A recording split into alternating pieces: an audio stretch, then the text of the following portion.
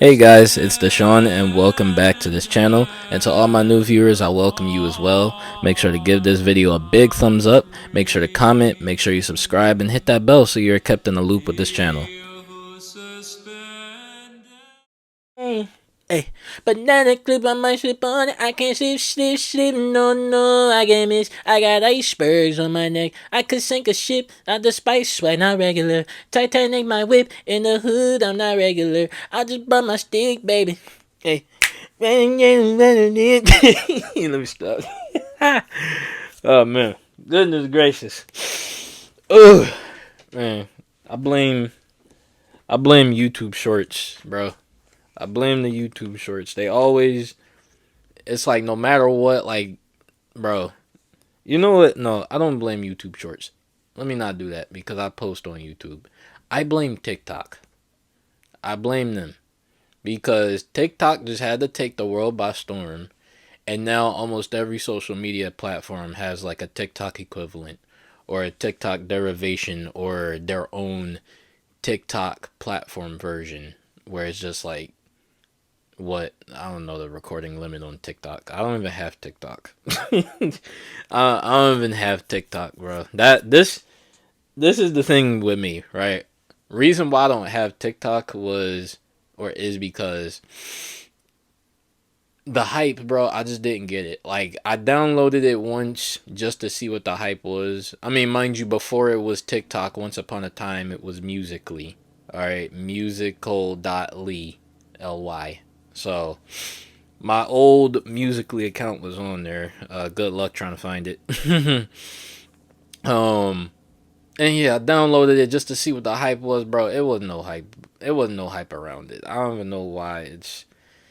I mean, I'm not hating. I'm just saying, bro. Like it, I just don't get it. Like, like how an old head will never understand back in like what the early 2010s, like why Instagram was so, you know, was like doing so well. Just like the elders didn't understand it. That's me with TikTok. I don't understand like why it's so popular. Like, I get it. You can scroll for hours. Even that, I didn't even get to. I didn't even get that feeling like where you just scroll for hours on TikTok. I'll just scroll like one, two, or three times, and then next thing you know, I'm like, yeah, all right, you know, I don't know, but I'm listen, all right. When it comes to these songs, you know what I'm saying, that I be hearing and they be catchy, bro, I blame TikTok. Mm. Sorry you had to hear that. Was drinking my core water. You know what I'm saying? Core water is the best water. I don't care what anybody say. If you think otherwise, fight me. All right, I'll throw hands. All right. Oh man, it's like no, I'm kidding.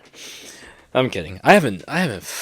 Man, I haven't thrown hands in like a while. Yeah, I haven't thrown hands in a while, and yeah, I say like the last time I threw hands was probably like when I was in karate, and that was years ago. Like when I used to take taekwondo. I mean, granted, I took Muay Thai recently, and I am looking to take martial arts again. Like I'm looking to take Tang Sudo, which is like the predecessor, like the ancestor of taekwondo, as far as what I've learned. But yeah, like last time I probably threw hands was probably like around that time. I don't count the Muay Thai class that I took just because it was like it wasn't really throwing hands. Like it was light sparring. Excuse me. Anyway, let's get to this topic that we supposed to be talking about. All right, so if you saw that I posted something earlier, which was this video, for some reason I don't know why, but when you hit the 26-minute mark of the video, like the basically the one that I deleted before I redid this one, which is this video, the redo. When you would hit the 26-minute mark, it just went silent for some reason. I don't know why. I don't know. It was just weird. I don't know. So I was just like, you know what? Let me stop sweating it and let me actually like just redo it. And hey, I look at it as a sign from God to like, you know, really polish up what was said in that last audio. But anyway, yeah. So, um, as you've read by the title, I did another visit. Yeah, yeah, I did another church visit. This time it was a Coptic church. Yeah, a Coptic Orthodox church. If you don't know what Coptic is just another word for Egyptian. Right, it's a Greek term for the Egyptian people. Now, the Coptic Church is part of the Oriental Orthodox branch, and if you're not familiar with the schism between the two schools, Eastern Orthodoxy and Oriental, there is this split between the two camps, and from what I've come to notice and what I've come to hear about this little split, it seems to be a bit about um, things such as, pride and ego, but also this little language barrier between meophysitism and monophysitism. Now, I'm not qualified to have that conversation, but from what I've seen and from what I've heard, that seems to be a bit of the the little schmaltz that these two are getting into. Let me start with the accent, but yeah.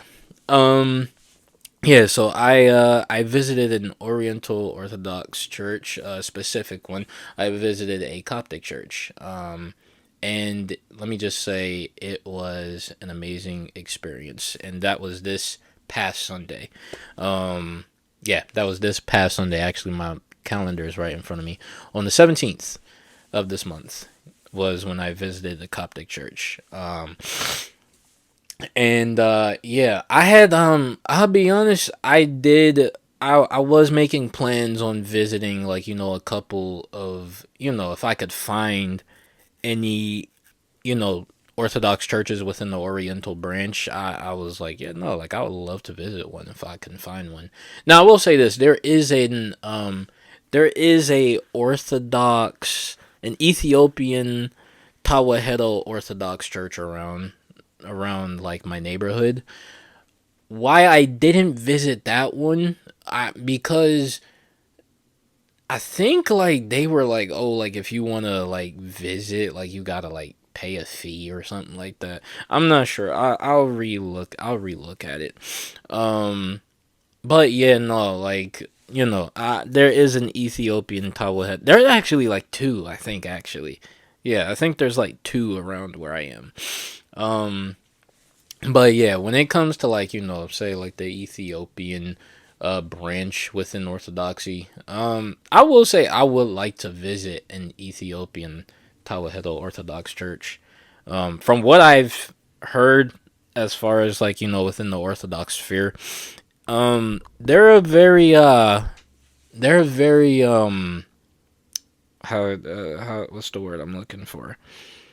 They're a very let's just say unique. They're a very unique bunch, and I don't mean that like in an insulting way or in a, you know, jokey way. Like, no, like, they're really like a unique bunch. Like, kind of, I'll say. Let me put some covers over me because I'm actually kind of cold. Um, but from what I've seen, like, you really would have to, like, Ethiopian Orthodox, I think that's like the branch of Orthodoxy where you really gotta ask questions. Um, just because, as opposed to its Orthodox counterparts, it's not the same. In the sense of, like, for example, they have a more extensive canon than Orthodox.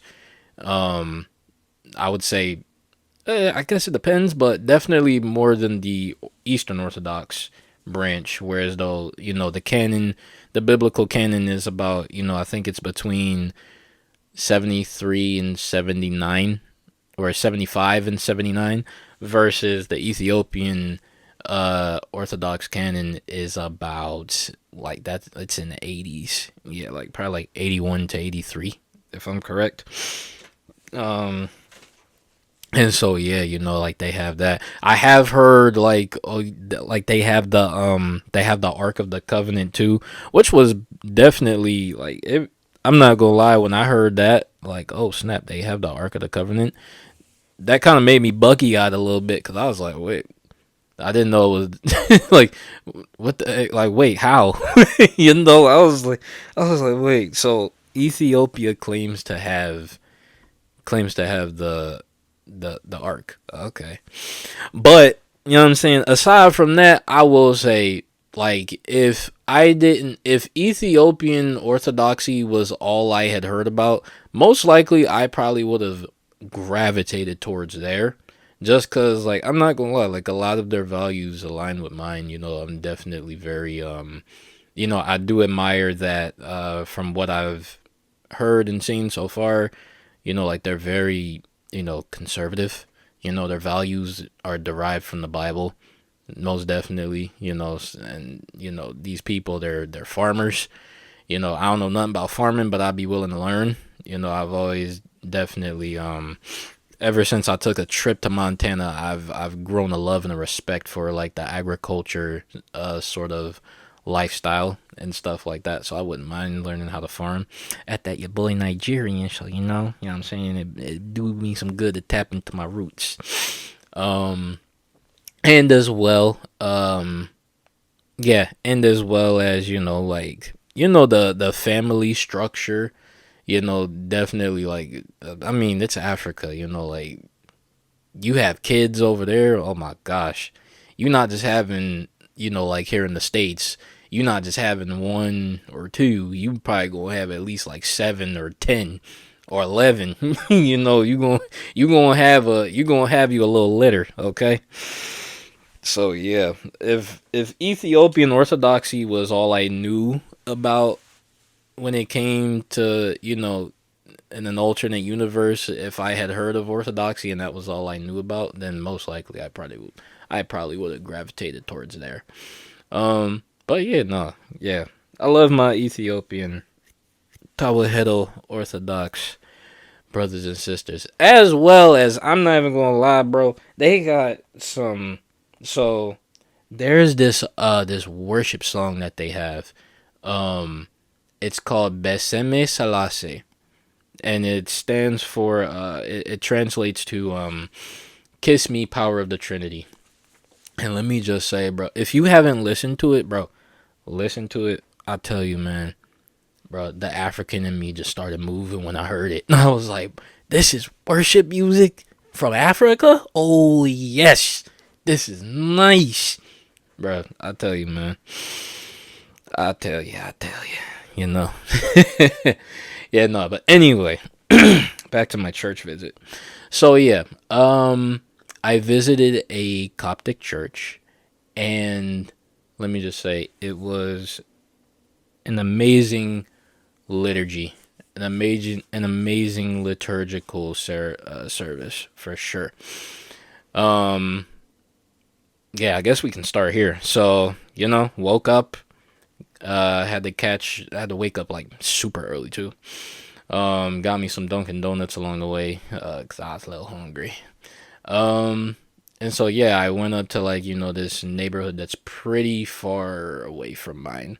But as far as like transportation goes, it's the distance doesn't seem that far. So yeah, got to this church, and the church. So here's the thing about churches in my area, like Orthodox churches. So this is probably like the second church that I visited where. So I learned this recently.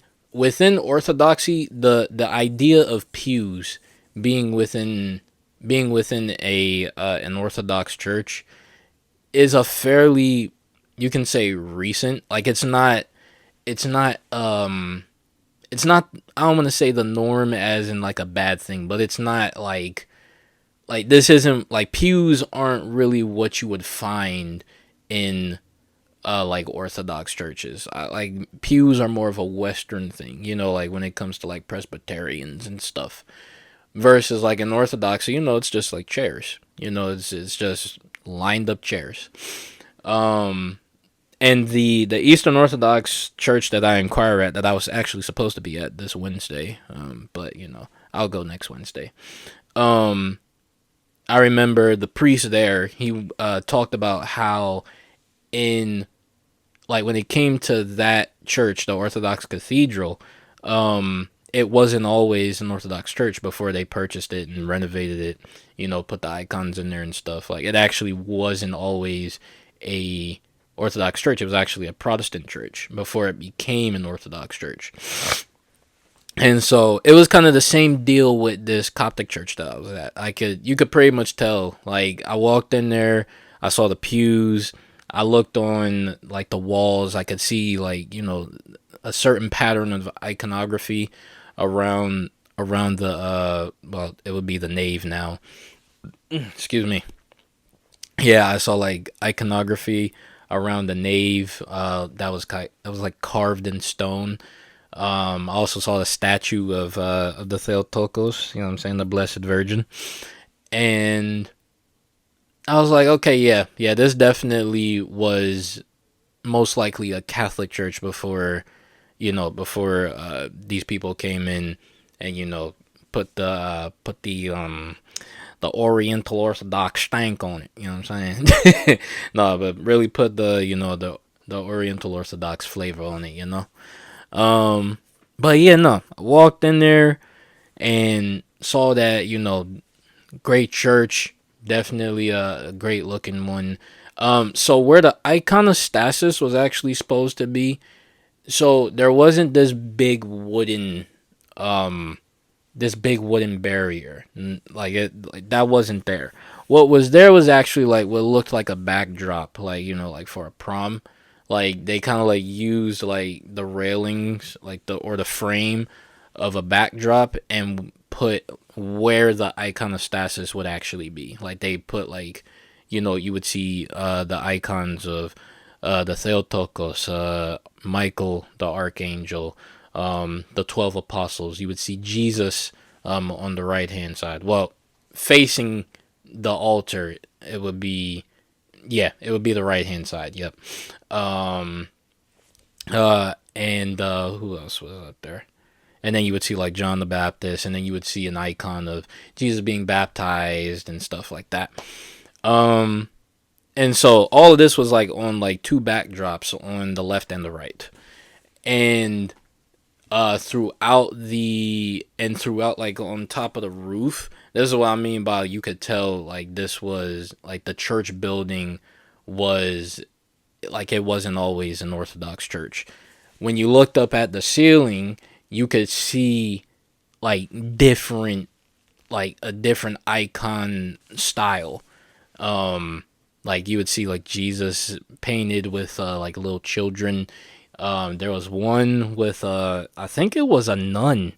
Yeah, I think it was a nun. She had like prayer beads and she was also like surrounded by children as well. And then you would see things like I think there was one where Jesus is preaching to the masses. I think there was an icon of the Last Supper. There was a lot of things, a lot of icons throughout there, but a mix and mesh of like the icons that the Coptics had and the icons that were still on the church walls from the last church. And so yeah, but other than that, so let's get into the liturgy. So before I walked in to the nave, I actually wanted to see if there was a shoebox somewhere, because I remember before going in, like before visiting this church, I had heard that when it comes to Coptic churches, like they like to remove their shoes before they enter into the sanctuary. And that's from they get that from the verse in Exodus where Moses he encounters the burning bush, and God says to him, or the angel of the Lord says to him, Moses, remove your shoes, for you're standing on holy ground.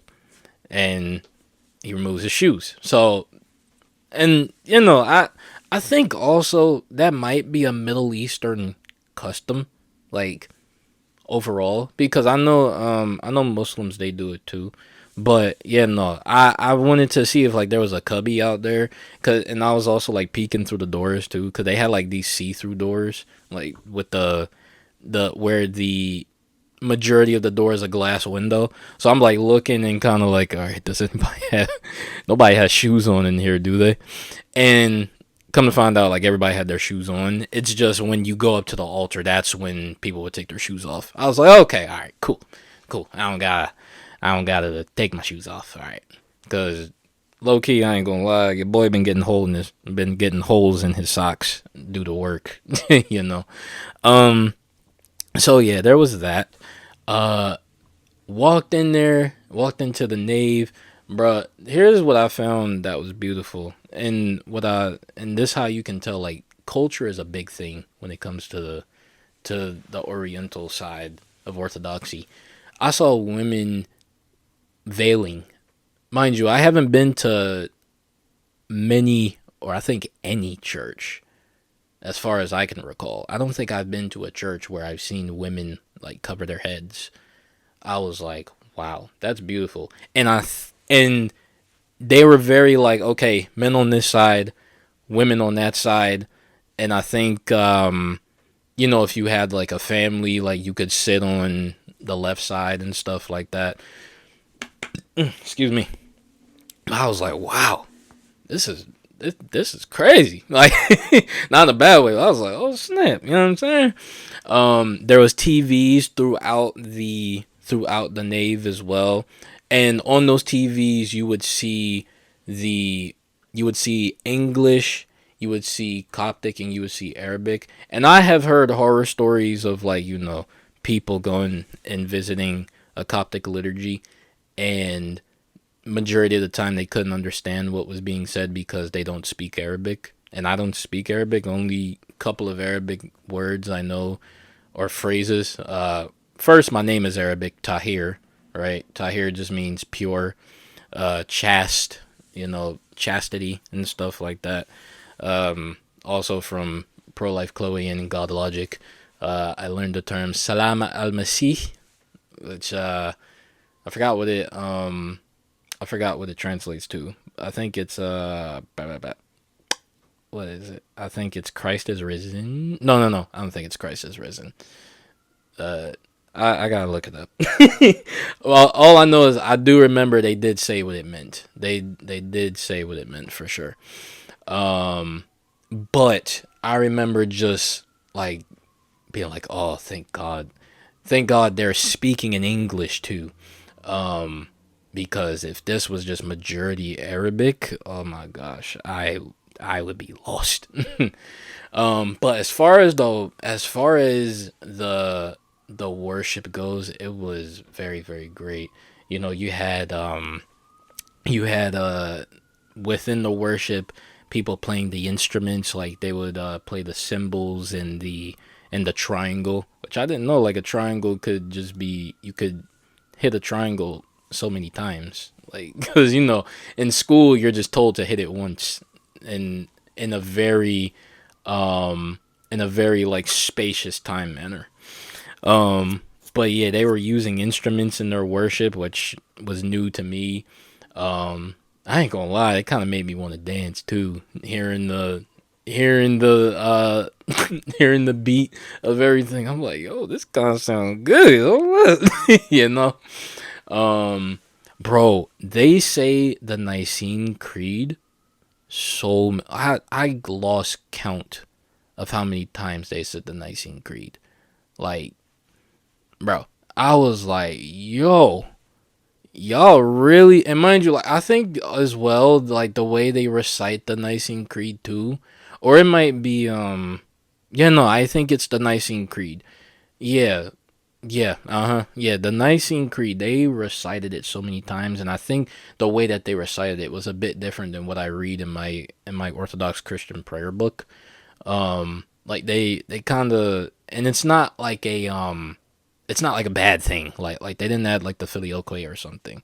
It's just like though like it's a certain part about Jesus where they just like they say something different. Like they kind of say a couple of different things. I don't know, But yeah, they recited the Nicene Creed so many times, and that really had me sitting there like, yeah, bro, I need to memorize this thing. And they like inserted like the word, well, not inserted, but from what I was told while I was there, was when they recite the Nicene Creed, there's a certain word in there. It's Panto Creator, or a pan. I think it's Panto Creator or Panto Creator.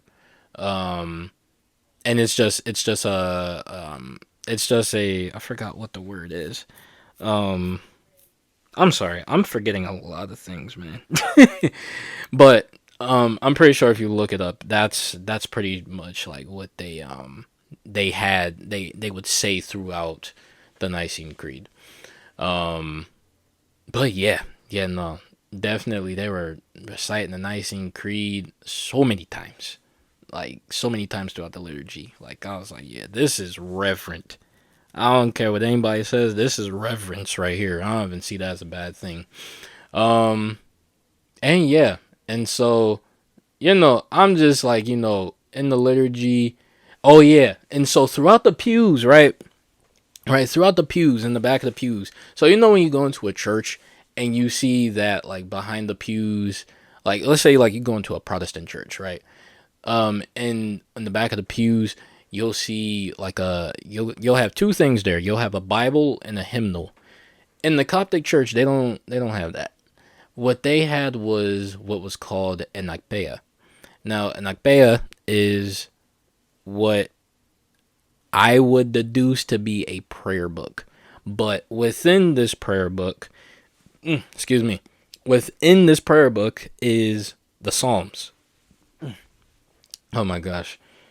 I shouldn't have drank any water because now I keep burping. Oh my gosh. But anyway, yeah. But throughout the Ekpeya is is a series of psalms, and at the top of the pages it reads third hour, sixth hour, ninth hour. And if any Coptics are listening to this, educate me on this. Is the reason like are the hours in the day counting by threes? And because it counts by threes, is it like, okay, you spend the first 3 hours praying these prayers, then the next 3 hours, which will be the 6th hour, then the next 3 hours praying these prayers, and then the next 6 hours, which would be the ninth hour, praying these prayers? Because like I was like, oh snap, it seems like a lot of these are psalms, but not like psalms where you're just like reading, but psalms where you're praying them aloud. And so yeah, I'm definitely gonna purchase me one because I was like, oh wow, this is nice. Got a little prayer book, all right. Well, not a little prayer book, but got a prayer book. This is nice. Um, and so yeah, and as I'm enjoying the liturgy and just watching the subdeacon do his thing, by leading the crowd in worship and everything. That was another thing. Like this was a very like a very, how can I put it, involving worship, in the sense of it's not just the priest or the subdeacon coming out and just it's not just him coming out and you know doing all the work. Like he involves the congregation in the worship too. So like if he says something, you're supposed to say something. And I was like, wow.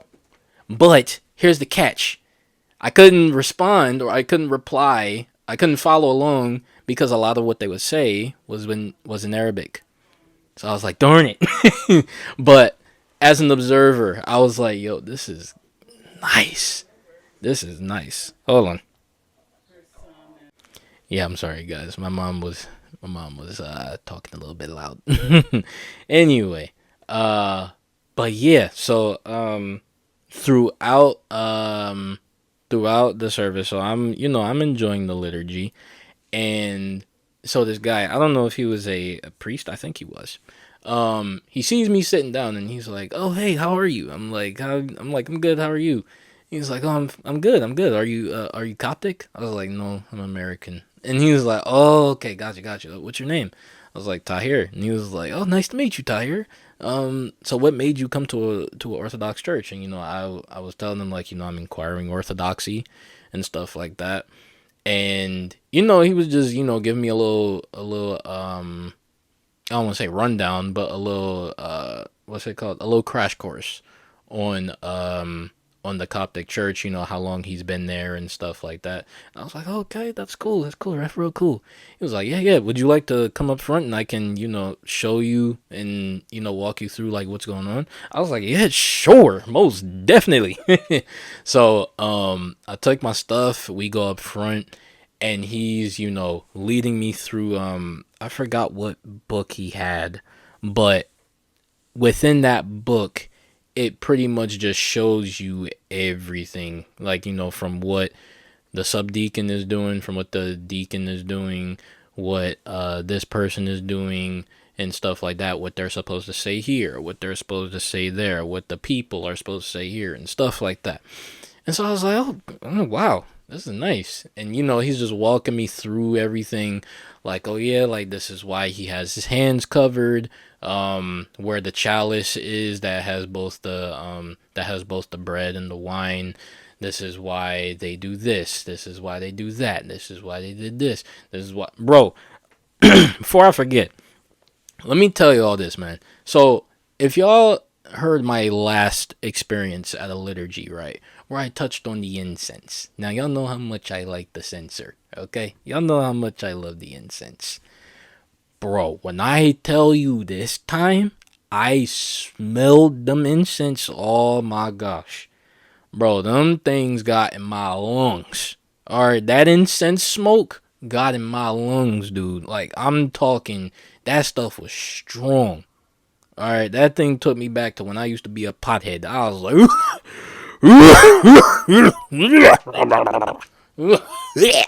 no, I'm kidding. I didn't do all that. But I was like, yo, this is strong. I was like, yo, I know I didn't smell it last time, or I probably did, or I didn't smell it as much. But I was like, yo, I know I barely smelled it last time, but I smell it this time. And mind you, it was foggy too up in front. Like, he was making sure he swung that censer, all right, and all the smoke was getting everywhere. You know what I'm saying? But yeah, nah, bro, that censer and the incense, oh my gosh, that stuff smelled strong. But yeah, he was just walking me through that, the sensing. Oh, also, I didn't know this. So there's a parallel to the Old Testament when it comes to the Coptic worship, the Coptic liturgy. Um, so so the congregation, they'll prepare bread, and the bread is the lambs pretty much. And so if you remember in the Old Testament when it came to what was it, the Day of Atonement and stuff like that, right? What would happen, or what would the priest have to do? Well, he would have to pick the best lamb, the lamb without blemish, and that's the lamb that would be used to make the atonement. And so what the priest does, or what the subdeacon does similarly, is out of these loaves of bread, he will pick the best loaf. He'll pick the best one out of all of them, and that'll be the one that is used for the Eucharist. And I found that interesting. I was like, oh wow, that's a super parallel right there. I was like, wow, that's great. And what I love too is that they don't waste the bread, in the sense of, all right, so you pick this one bread and the other ones you just throw out. No, they don't waste that bread, bro. Afterwards, man, they made sure they gave that bread out. I was like, oh yeah, y'all ain't wasting this. You know what I'm saying? And I get it too, because we not supposed to be just wasting food. We gotta be good stewards out here when it comes to food. But I was like, wow, that's pretty cool. He picks out the best one, and that's the one used for the Eucharist. There also came a part in the liturgy as well where the subdeacon, he actually, I didn't know this actually took me by surprise. So throughout the liturgy, I didn't know, but there's like angels present. All right, mind you, I'm still learning this stuff. But there's angels present within the liturgy. And so what he does is he'll take water and he'll like fling it everywhere, right? Now to a kid it may seem like, like, oh yay, we're getting wet. You know what I'm saying? But when he was flinging water everywhere, something kind of hit my face too. Um, and that was supposed to be him releasing the angels. I was like, oh, I'm glad you told me about this, because I thought this was just like, how they be at concerts and they just be like, they be like 1, 2, 3, and then they take a water bottle and just douse everybody with it. That's what I thought that was. No, but he was taking water and he was just like flinging it everywhere, and that was to release the angels that were present within the liturgy. So I found that interesting. But what I actually wanted to touch on, and this was the best part about the liturgy, in my opinion, and that was the message that the subdeacon gave. And so I must have walked in the day that I chose to visit the church. I must have walked in on you can probably say like a series. Yeah, you can probably say like a series. But they were going over the parable of the sower.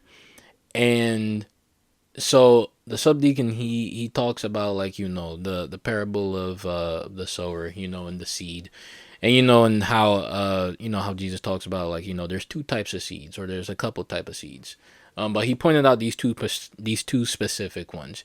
You have the seed that where it falls on the soil, and the soil receives it well, and and it bears good results. It grows a plant, grows a vine, grows a vine with fruit, excuse me, and vegetation and everything. Or, excuse me, or you have the seed that falls in the soil and it ends up getting choked by the thorns and stuff like that. And so in Egypt, right? I didn't know this, but in Egypt, so the Egyptians, right? You have their majority of them are farmers there, and it would make sense because, like, in Egypt, majority of the soil there is like very sandy. It's desert. It's unhealthy over there. But for somebody within that region to want to start farming, what would they have to do? Well, first they would have to find water.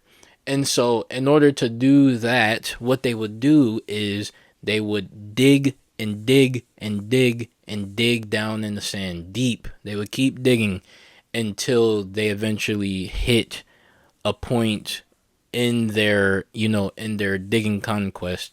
They would dig until they basically hit the spot where they find water, right? Once it starts to, start to get moist down there. And once it gets, once they find water, that's where they would make the well, right? That's where they would, that very ditch that they done dug, that's where they would make their well, because it's in them finding water that's when they can rejuvenate the soil and make new soil, more healthier soil, so that they can start to grow things. And so he paralleled this, right? The subdeacon, he paralleled this with, that's how we should be with Christ. And that's how we should be as Christians. That's how we should be with God and the wisdom that is within the Bible, but also the wisdom that is within the early church and the words of Jesus.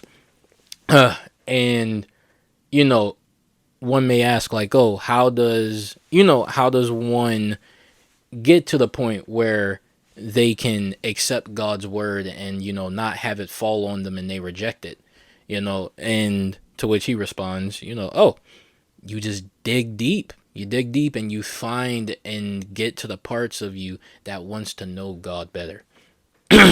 Right? You get to that part of yourself where you dig and you dig deep and you get to the part of you that wants to know God. And I love how he touched on this part of it too, that it's not an overnight process. It's something that takes a while. For some, it takes a while. Or for, I should say, majority. Some people, it can be an overnight process. God works in mysterious ways. But also for, a good majority of people, it takes a long time. And so, and as he was explaining that, my mind kind of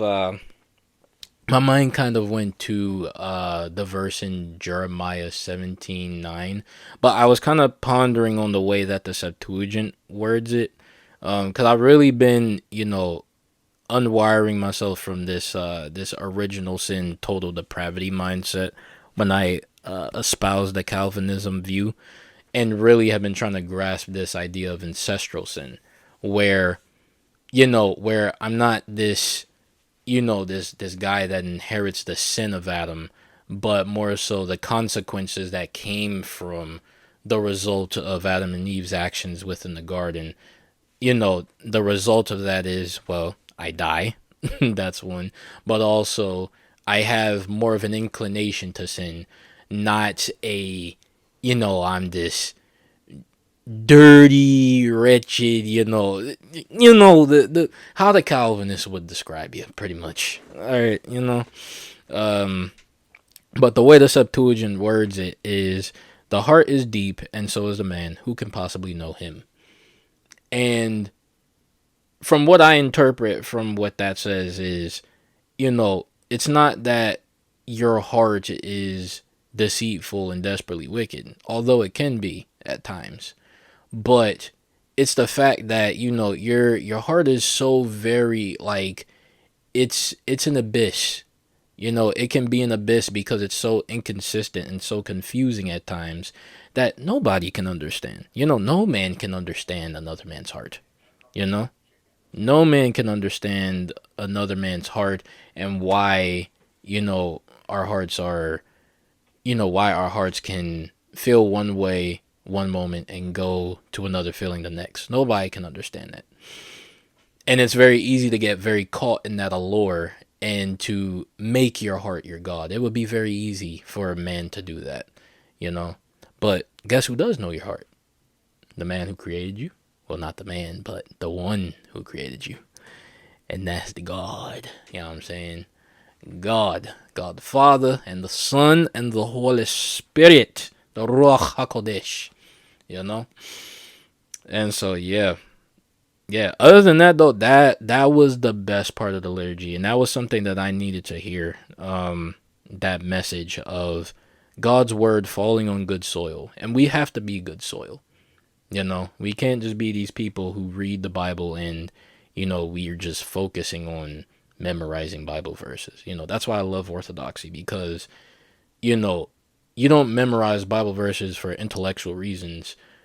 You memorize Bible verses, and I find this is the crazy part in my life. I found that I memorize Bible verses when the verse would literally play a part in the changing of my life. I find that those were the verses that really stuck with me versus the other ones. They would go they would go in one ear and not the other. And so yeah, man. You know what I'm saying? Other than that, man, yeah, great liturgy, great liturgical service. Oh, let me tell y'all, bro, Egyptians are very nice. Okay, first let me point this out. Egyptians, y'all got good hair. Let me just say that. All right, I've never seen such good hair texture in my life, and I'm bald. Okay, I had to shave all my hair off because of health reasons, but. You know what I'm saying? Like, Egyptians, y'all got some good hair. Like, y'all hair texture, spot on. But at that, bro, like, so, I don't know if it's all Coptics, but let me just say this. The people at this church were very nice to the point where it scared me. Okay? And I could kind of see, like, why, like, back in, the early days of the early church, why people who weren't Christians, when they would see these Christians and talk about these Christians, they would probably think they were weirdos, because it's like, bro, why are y'all this kind? You know what I'm saying? Like, I had, like, mind you, after the liturgy, so we went downstairs, and I'm kind of like just sitting by myself, because I'm not a social butterfly. I'm somebody that, like, I'll just sit there and I'll just sit in the corner and just kind of like observe or whatever. And so I guess this lady, she kind of caught on to me and caught on to like me being by myself. And so she came over, she kind of like chatted me up a little bit, and she was like, "Oh yeah, like how you doing? This your first time at the church?" Da da da. I was like, "Yeah, this is my first time visiting and stuff like that." And so we've been, we were talking a little bit, talking about like, what churches we went to and all that stuff. And then she was like, "Oh yeah, like did you get some food?" I was like, "Nah, I'm still a bit full from my Dunkin' Donuts earlier." Now, in her mind, she probably thought like, "Oh, he just doesn't want to get food because he's shy." And so she was like, "I'm gonna get you some food." And so she got up, and I was like, "No, you don't gotta do that." Oh, okay. Oh, you getting the plate?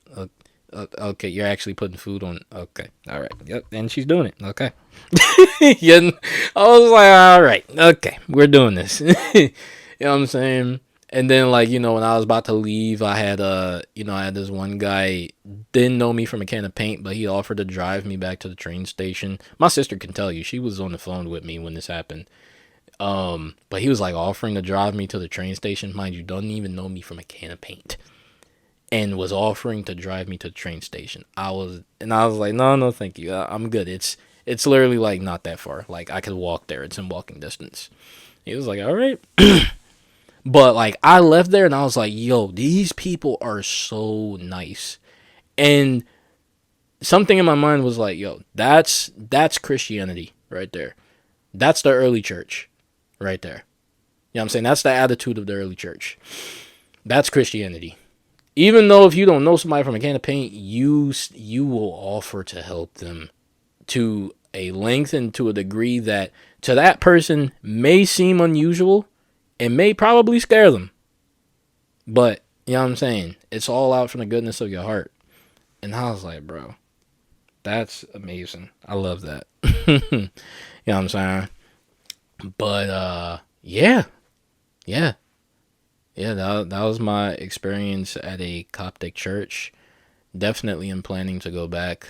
I definitely loved it. It was amazing. Loved the liturgy. I love the bread that the subdeacon gave out afterwards. I loved it, man. And yeah, I'll definitely do my part in trying to help renovate the church for sure.